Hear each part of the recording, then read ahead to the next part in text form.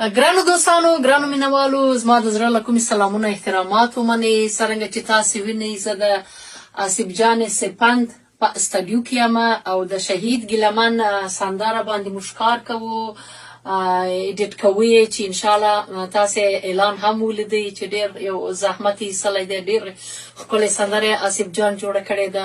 البته زما پخوانۍ سندره د بیرغ سندره هم آصف جان جوړه کړې وه او دا زما دوهمه سندره ده د دوی سره.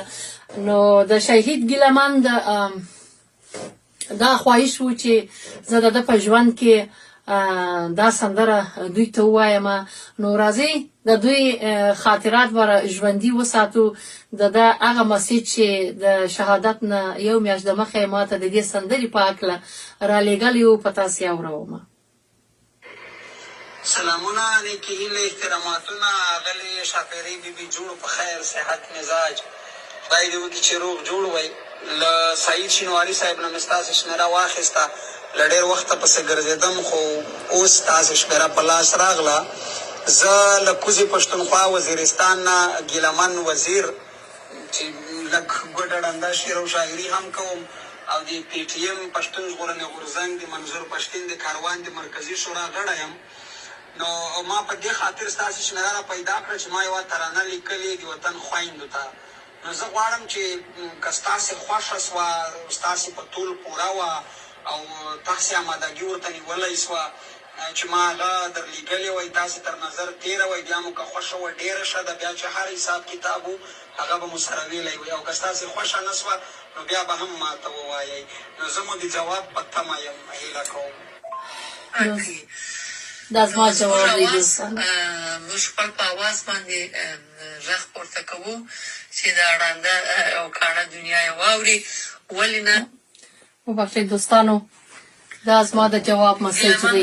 سلامونه، نیکې هیلې تاسو ته، ستاسو درنې کورنۍ ته، ستاسو مشرانو ته، ستاسو کشرانو ته.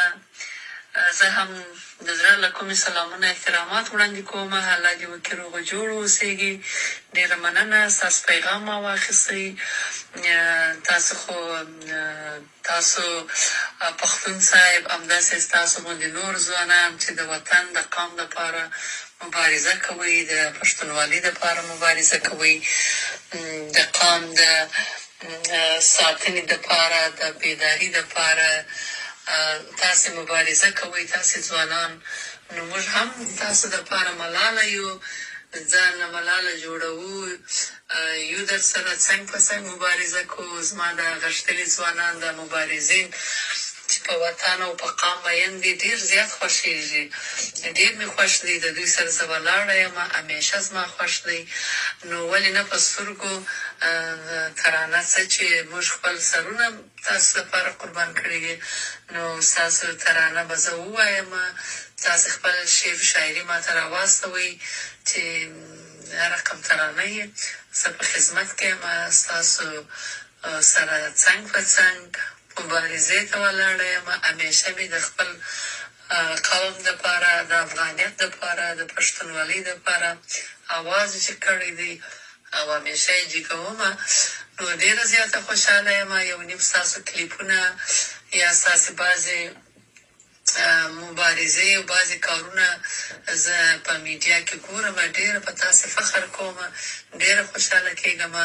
همداسې منظور صاحب ته دې هم خدای عمر ډېر کړي چې د پاچا خان غږ تاسې پورته کوئ. نو بس پاچا خاني خو په کار ده نن سبا چې غږ پورته نه کړو. نو موږ ته خپل حق څوک په خپله نه راکوي. نو زموږ اواز، موږ خپل په اواز باندې غږ پورته کوو چې دا ړانده او کاڼه دنیا یې واوري. ولې نه؟ زموږ همدا اواز ستاسو په خدمت کې دی، د قوم په خدمت کې دی. نو په همدې خپل اواز باندې مبارزه کوو، سندرې وایو، خلک را بیداروو. بس تاسې خپل ترانه ما ته راواستوئ په دواړو سترګو. ستاسو د الله بریالیتوب او کامیابۍ په هیله. مننه. دوستانو، دا زما جواب و، دا د شهید ګیلامن بل جواب. های های های های قسم په خدای په ژغ اورېدو دې بل قسم احساسوم. داسې لکه هغه زه نشم ویلی چې تا ته زه خپل احساس او د هغه د خوشحالۍ دغه څرګند کړم.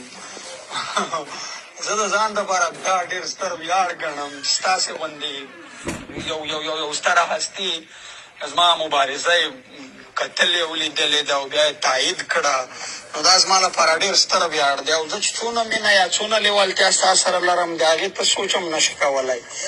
او دا وطن دې بې تا نه شي. ستا په غږ باندې ډېر خلک بیدارېږي او بیدار دي. نو زما هم دا یو خواهش او یو ارمان و، نو ډېر زیات خوشحال شوم. ما دغه درته ولیکلو، خپل شعر مې ولیکلو درته، تاسې په نظر تېر کړئ، بیا سره خبرېږو. ګرانو دوستانو، دا د شهید ګیلامن هغه مسجونه وو، هغه خاطرات وو چې موږ باید هیڅ وخت هېر نه کړو.